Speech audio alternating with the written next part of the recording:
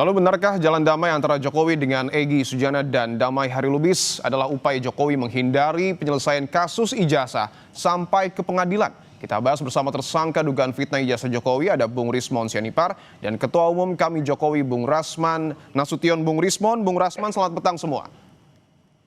Selamat petang. Oke. Bang Rasman. Siap, Bung Rismon, saya ingin langsung tanyakan ke Anda. Beberapa kali Anda menyebutkan bahwa SP3 yang diberikan kepada Egy dan Damai merupakan upaya Jokowi untuk menghindari kasus ini sampai ke pengadilan dan juga pembuktian. Sementara di sisi lain, perkara Anda sudah dilimpahkan ke kejaksaan. Tanggapan Anda? Ya, itu kan dari awal bisa kelihatan bahwa RRT ini menjadi sasaran dari Pak Jokowi, ya kan, diskriminasi. Dan selanjutnya ya inkonsistensi beliau, bagaimana beliau mengatakan ini akan diselesaikan di pengadilan dengan cara bermartabat untuk memulihkan nama baiknya, tetapi justru memberikan SP3. Dan para pengacara Jokowi juga mengatakan bahwa hal itu bukti kenegarawanan Joko Widodo. Kalau memang negarawan, ya seharusnya jangan dilaporkan semua, jangan diskriminasi, harusnya sejak awal tunjukkan saja, karena ijazah itu kan sudah dipakai untuk mendapatkan jabatan bahkan tertinggi di Republik ini, ya. Dan kejadian hari ini kami melawan, dalam arti begini, ya ada 5 ahli forensik digital yang dipanggil oleh Polda Metro Jaya untuk menuduh kami memanipulasi barang bukti digital. Oleh karena itu sekarang menjadi bagian kami untuk membawa hari ini 3, tetapi yang terkait dengan forensik digital adalah Profesor Tono Saksono tentang ITE, yaitu Profesor Henry Subiakto. Kami juga nanti akan minta Dr. Ridho Rahmadi, ada juga Dr. Ledi dan lainnya gitu. Jadi supaya fair, ya Polda Metro Jaya juga ya harusnya memberikan kesempatan 5 ahli kami, ahli ITE, para profesor dan doktor, sehingga didengarkan pendapatnya, dan itu dituliskan dalam BAP dan menjadi catatan dan perhatian untuk kejaksaan. Oke. Jadi tidak timpang. Bung Rismon, saya ingin tegaskan sekali lagi, ketika berkas Anda, Bung Roy dan Dr. Tifa sudah dilimpahkan kejaksaan, tidakkah ini mematahkan argumentasi Anda bahwa Jokowi berupaya menghindari pengadilan?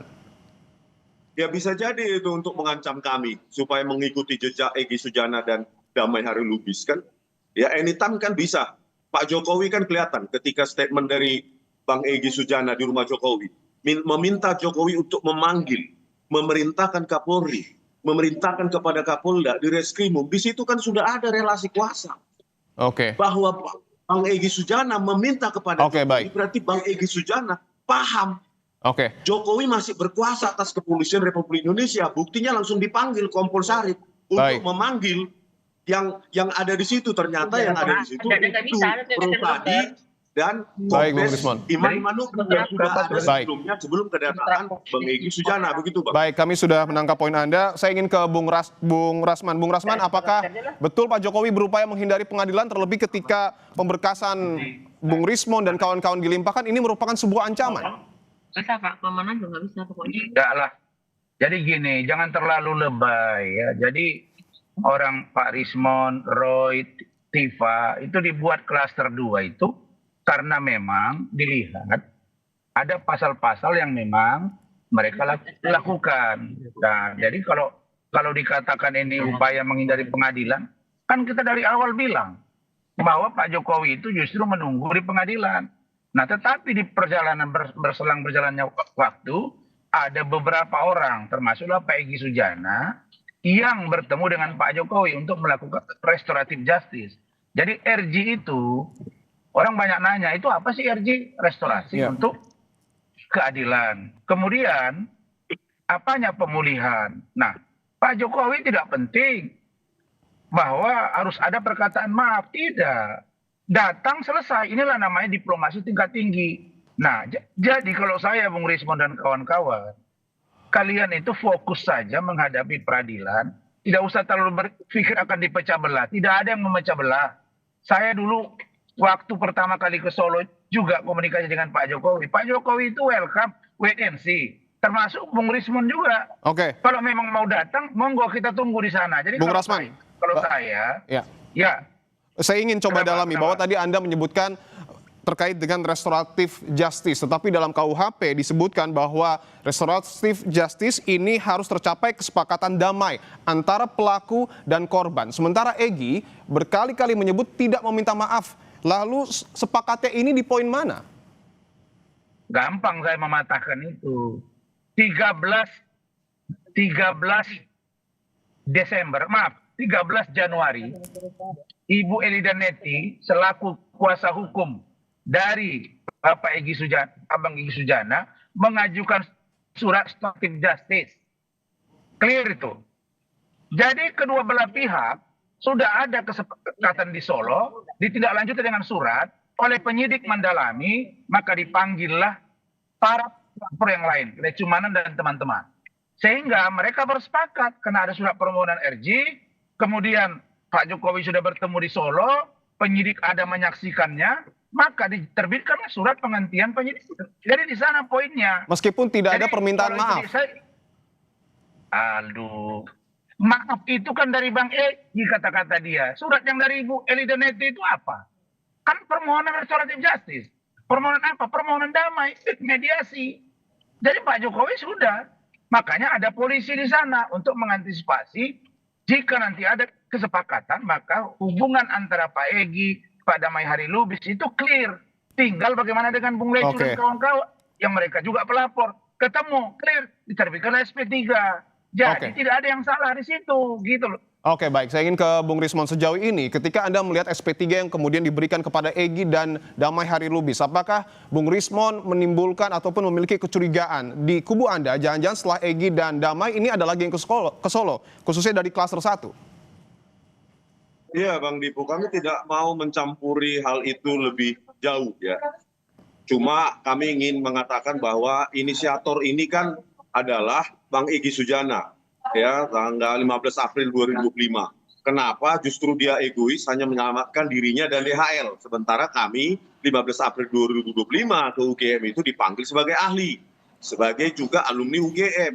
Kenapa ternyata sekarang itu egois menyelamatkan dirinya sendiri. Sudah sampai cukup di situ saja. Makanya saya katakan kalau memang berhenti di sini silakan berada di pinggir lapangan.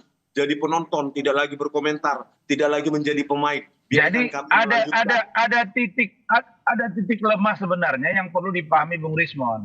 Saya sudah katakan berkali-kali, Bang Egy mengalami diskriminasi dalam penanganan klien oleh kuasa hukum kalian sendiri, Kozinudin. Dia melepaskan Bang Egy dari kliennya. Bagi Bang Egy itu menyakitkan. Itu jelas kan dari awal sudah saya bilang. Kemudian begitu juga dengan Damai Hari. Dia juga merasa ini tidak solid, yang mana TPUA, yang mana Kozinudin dan kawan-kawan. Nah, dari sini dia melihat ada dua diskriminasi. Satu, dia dilepaskan oleh Kozinudin. Yang kedua, ketika Abraham Samad akan diperiksa, rame-rame para tokoh mengatakan bahwa jangan kriminalisasi Abraham Samad. Artinya, di luar Abraham Samad boleh dikriminalisasi, kan tidak fair. Nah, ini sebenarnya kalau Bung Rismon ini cermat, sebenarnya kalian, mohon maaf, di dalam tim ini pun sudah tidak lagi satu pendapat dan masing-masing ingin berjalan dengan kemauannya. Jadi banyak hal yang membuat kalian itu tidak solid karena memang cara pengelolaan dalam sebuah perjuangan menghadapi seorang mantan presiden 10 tahun itu tidak gampang. Betul Bang Rismon bahwa kubu Anda ini disebut tidak solid oleh Bung Rasman. Oh enggak, ya saya tidak mau mengomentari hal sejauh itu, yang pasti kami solid. Cuma memang tentang kriminalisasi ya, kami juga mengalami kriminalisasi. Contoh, berkas sudah diajukan ke kejaksaan, padahal Polda Metro Jaya ya secara sepihak mengatakan buku Jokowi's White Paper itu tidak ilmiah. No. Diskriminasi yang saya sebut itu diskriminasi internal kalian. Iya. Silakan Bung Rismon. Mereka berjanji, pihak Polda Metro Jaya menjanjikan untuk memanggil ahli kami untuk didengarkan sehingga bisa mendapatkan perspektif yang berimbang tentang manipulasi barang bukti digital atau pengeditan. Belum diperiksa ahli kami, yang ahli mereka, ahli dari Polda Metro Jaya 5 orang, kami satu pun tidak diperiksa. Baru hari ini, ya justru secara terburu-buru Polda Metro Jaya sudah mengajukan itu ke kejaksaan. Itulah bentuk relasi kuasa itu.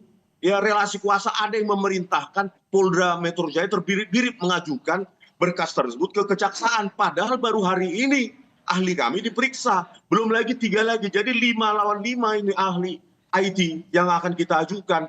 Belum ini diperiksa, sudah dimajukan di kejaksaan. Masa opini hanya 5 orang dari ahli dari kepolisian langsung. Baik, benarkah Bung Rasman bahwa ya, ada relasi kuasa terkait dengan pelimpahan berkas Bung Rismon ke kejaksaan? Iya, inilah terburu-burunya pula. Begini, makanya Silakan Bung Rasman. Bung Rismon dan kawan-kawan ini mereka kan punya kuasa hukum ya. Makanya saya bilang, Khozinuddin itu kalau di mata saya pengacara kompor, tukang panas-panasin. Gini, dia tidak memberikan edukasi kepada kliennya. Contoh, kalau kalian katakan bahwa tidak ada pemeriksaan ahli, Bung Rismon itu biasa, itulah gunanya dilimpahkan ke kejaksaan, itu ada cross examination. Itu bisa dilakukan. Jaksa bisa memerintahkan ini P19. Oke, periksa ahli mereka. Itulah gunanya berlapis. Saya juga begitu. Ya, setelah dikirim berkas ke kejaksaan, diajukan ahli, diperiksa, nggak ada masalah. Sepanjang belum P21, jangankan pemeriksaan ahli. Pemeriksaan untuk kalian datang saja ke Solo, lalu kemudian terjadi restoratif justice, itu dihentikan perkaranya. Selesai. Jadi poinnya di sana gitu loh. Jadi tidak perlu merasa diskriminasi secara pribadi atau kelompok. Yang saya sebut diskriminasi tadi apa? Bang Egy merasakan diskriminasi di internal kalian, bukan dengan Pak Jokowi. Silakan dijawab, Bung Rismon. Internal kalian tidak solid, kira-kira begitu. Silakan dijawab, Bung Rismon. Saya bingung kembali lagi ke statement Bang Egy Sujana ketika di bandara menjelaskan apa yang terjadi di 8 Januari 2026 yang lalu. Ya, Bang Egy meminta kepada terlapor ya untuk memerintahkan Kapolri, Kapolda dan Direskrimum dan langsung dipanggil oleh ajudannya Kompol Syarif. Di situ indikasi yang sangat kuat bahwa ini kriminalisasi. Bagaimana mungkin terlapor warga biasa bisa memerintah Kapolri, Kapolda, Direskrimum? Di mana logikanya terlapor memerintah? Berarti ada indikasi bahwa ya penyerahan berkas kami ke kejaksaan juga atas perintah terlapor. Yang sehingga terburu-buru tanpa memeriksa ahli kami, ini pasal 12 tahun loh, 8 tahun. Perintah begini. Pasal 32 dan 35. Tunggu bentar Bang.